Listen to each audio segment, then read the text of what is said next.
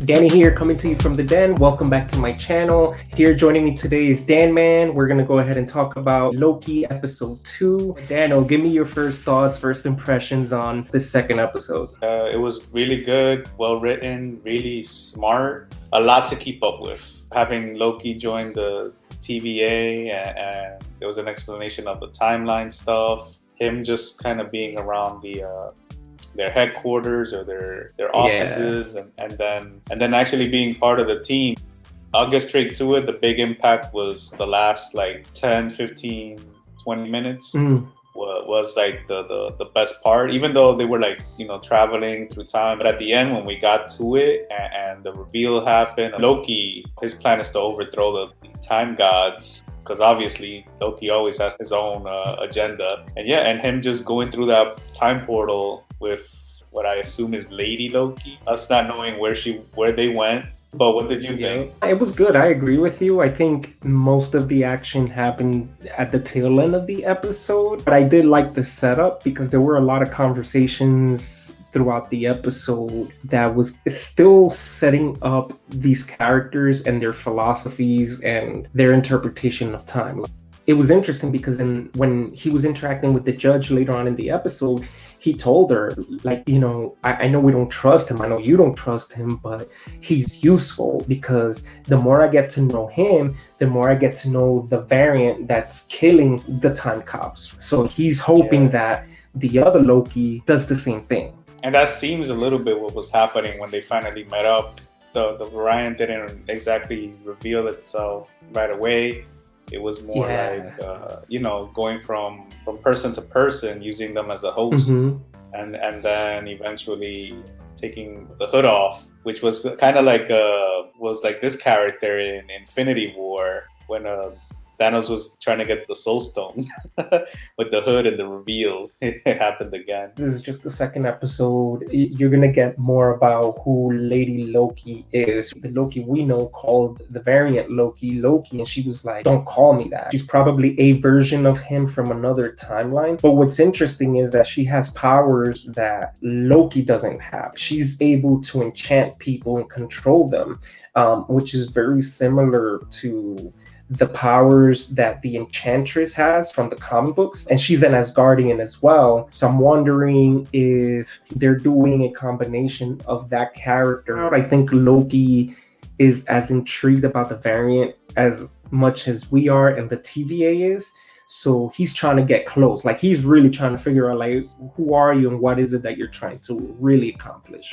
And he knows the only way to do that is if they sort of like pretend to team up. The other big thing that happened is that Loki set off a whole bunch of these time capsules to open up all these other timelines at once. So she synchronized all these, like, I don't forget what you call them, like these capsule things. The time bombs. Yeah, and it set off all these alternate timelines or multiverse lines, whatever you want to label it.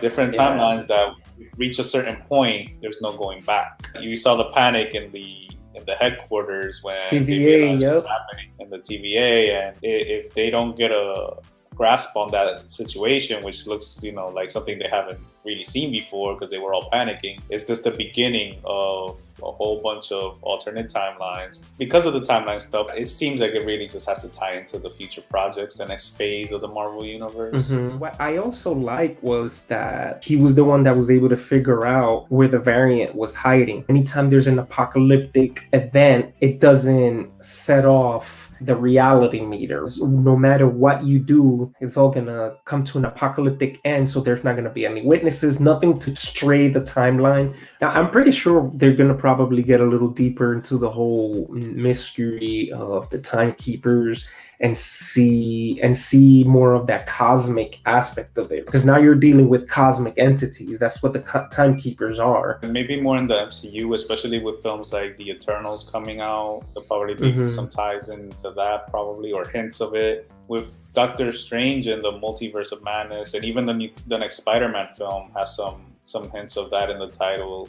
Yeah. So yeah, I'm sure they'll stretch this whole timekeepers concept out until it starts becoming a serious threat. Yeah. To life again, the way Thanos brought threat to all of life. Yeah. There was one interesting conversation. It was when Loki and Mobius was sitting at a dining table, and there was a conversation about belief.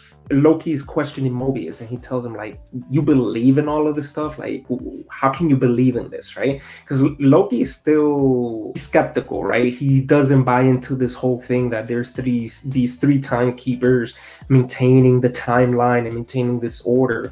He's not buying into it. Mobius tells him, like, listen, you try to explain some of these things at our level, it's like, it'll drive you insane. Like, you can't explain some of these things. And Mobius tells him, well, I mean, you're talking about Frost Giants, you're talking about Asgardians, you're talking about Odin.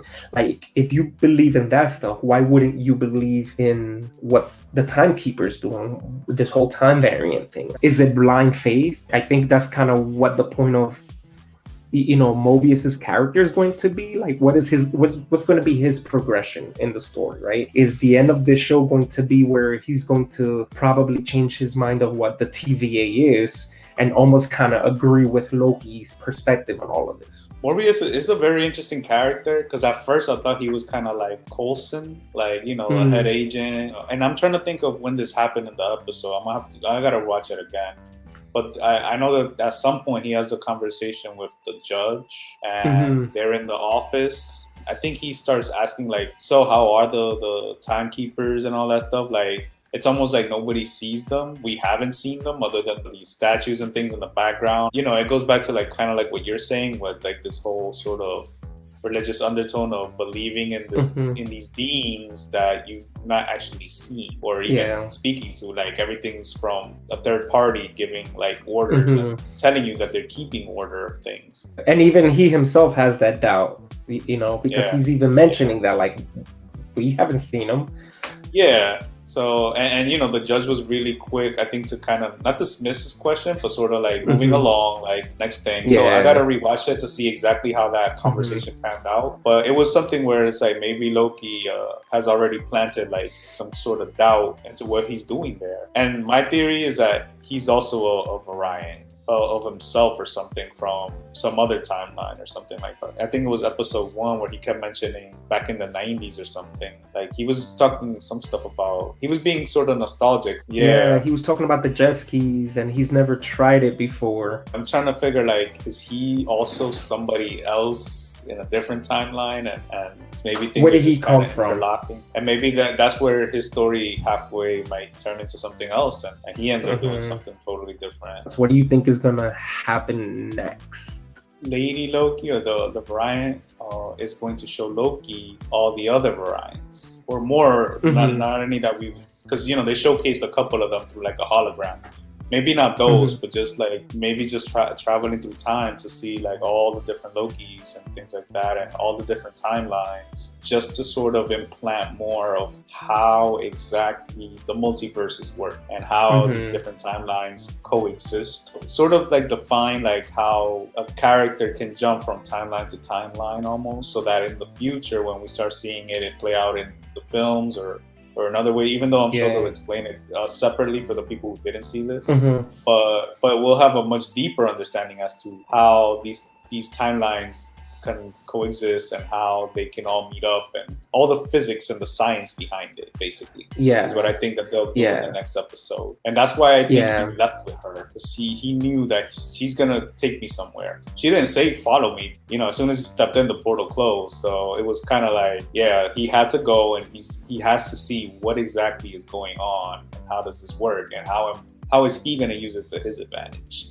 Yeah, you're right. But I think it wasn't because he was betraying Mobius and the TVA. I don't think he needs to find out more, because he's not getting the full picture. Like, how is she a variant? When did she become a variant?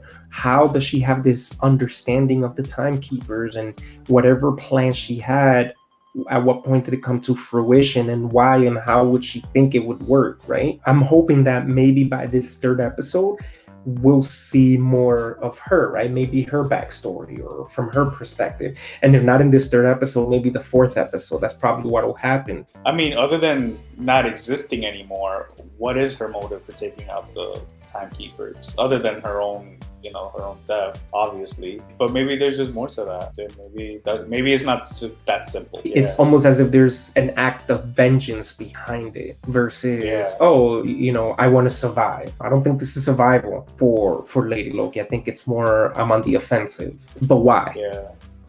Yeah, because she was traveling and killing off time cops to mess up the entire timeline, as we saw at the end with the different capsules being activated. Right. She had a big plan, and with Loki now with her, they might both really mess things up for everybody. I know, right? Like the chaos is gonna be multiplied. Yeah, exactly. So that's what I think could happen. Just showcasing more of what the timelines will do and what is the real motives for all of this. And are they going to interact with more Lokis, right? Because as you mentioned before, when Mobius was speaking about the different Lokis and the different timelines, you saw in the little hologram the different versions of Loki. You had a Loki that was, had blue skin like the Frost Giants, a Loki with actual antlers. And, they also confirmed that the different Lokis don't just have different appearances, but they also have different magical abilities. They could do different things. I think that's a point that is part of the overall story and plot, and maybe that's why Lady Loki needs the Loki of this story. No, I'm really liking the show. I don't think the second episode was as fast-paced or as intriguing as the first episode, but it was a good setup for what comes next. Well, that wraps it up for this video. Thank you again so much for watching. Hit the subscribe button, hit the notifications bell, leave any comments, feel free to leave a thumbs up. Until next time.